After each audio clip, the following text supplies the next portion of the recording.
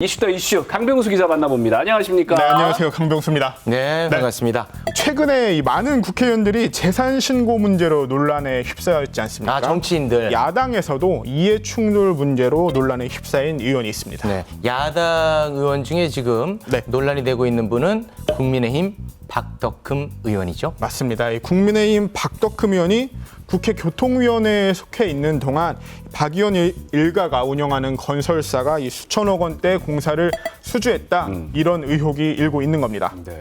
자, 이해 충돌 뭐 단어도 좀 어렵고 이게 네. 또 왜 이해 충돌이 되는지 잘 모를 수가 있거든요. 제가 이 초등학생 시청자분들도 이해할 수 있게 눈높이 강의 잠깐 해드리겠습니다. 네. 의원직을 이용해서 사익을 얻었다 이런 의심의 눈초리를 받는 거는 제가 판넬 하나를 준비했는데 예. 이 판넬을 보면은 조금 쉽게 이해할 수 있을 것 같습니다. 여기 박덕흠 의원 또 공공기관 건설회사 이렇게 세 주체가 나오죠. 박덕흠 의원 건설업계 출신의 삼선 의원입니다. 의원 활동을 하면서 주로 행정안전위원회, 국회 교통위원회에서 활동을 해왔습니다. 입법부, 행정부를 감사하는 곳이죠. 네. 행정안전위원회는 지방자치단체를 감사하고 국회 교통위원회는 국토교통부 및 산하기관을 감사하는 곳입니다. 네. 그런데 감사를 받는 피감기관이죠. 예. 피감기관이 이 공공기관에서 박덕흠 의원 일가가 운영을 하고 있는 건설회사, 태영건설, 파워개발 등의 이 수천억 원대 공사를 발주했다는 겁니다. 이 관계를 이해하시면 왜 국회의원직을 이용해서 사익을 얻었고 그 때문에 이해충돌 문제가 불거지는구나 이렇게 이해를 하실 수 있을 것 같습니다. 네. 박 의원은 오늘 기자회견을 열고 이런 의혹에 대해 전면적으로 반박했는데요. 그 내용 한번 들어보고 오시죠. 공사 수주와 관련하여 외압을 행사하거나 청탁을 한 적이 전혀 없다는 사실을 먼저 말씀을 드립니다. 공공입찰은 수많은 이해관계인들의 참여 속에서 이루어지는 것입니다. 부탁을 한다고 해서 결과가 바뀌는 시스템이 아니라고 말씀드릴 수가 있습니다.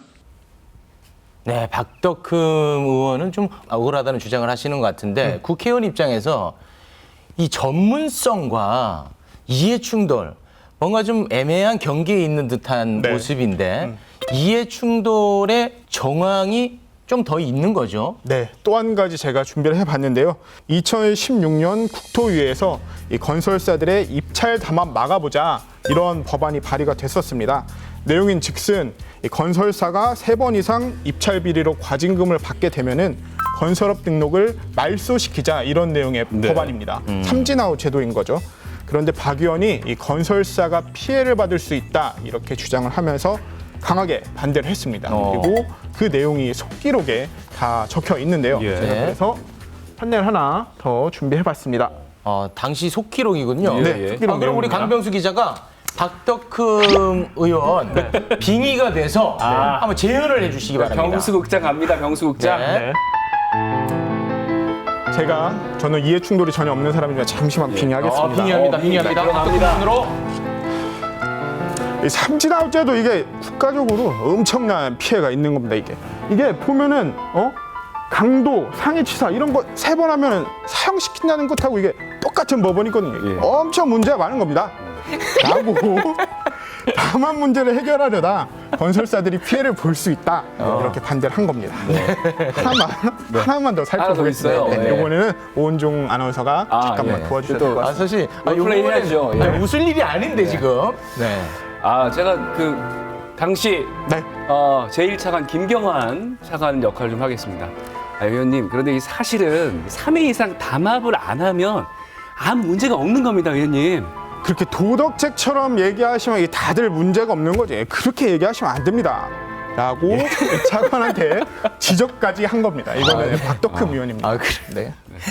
굉장히 몸에 맞는 옷 같은 느낌이 드네요. 아니 근데 그 강도를 안 할 생각을 해야지 네. 어떻게 저런 이야기가 나왔는지 조금 의아스러운데 결국 이제 건설사 대주주인 분이 건설사 편이 되어줬다. 즉 내가 내 편이 되어줬다. 네. 이런 얘기처럼 들리네요. 그렇죠. 이 당시에도 박 의원은 공사비를 많이 주면 담합 안 할 거다.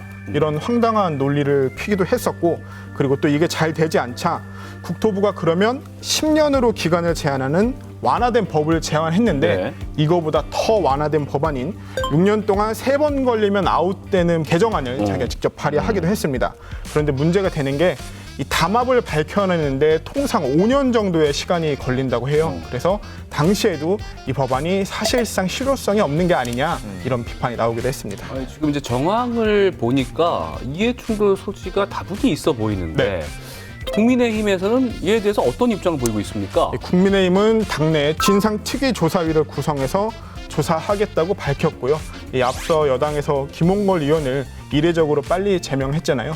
그러니 국민의힘도 박 의원을 두둔만 하기에는 조금 부담스러운 상황이 아닌가 이렇게 보입니다. 네, 알겠습니다. 자, 오늘 멋진 연기 보여주셔서 대단히 고맙습니다. 네. 강병수 기자였습니다. Stay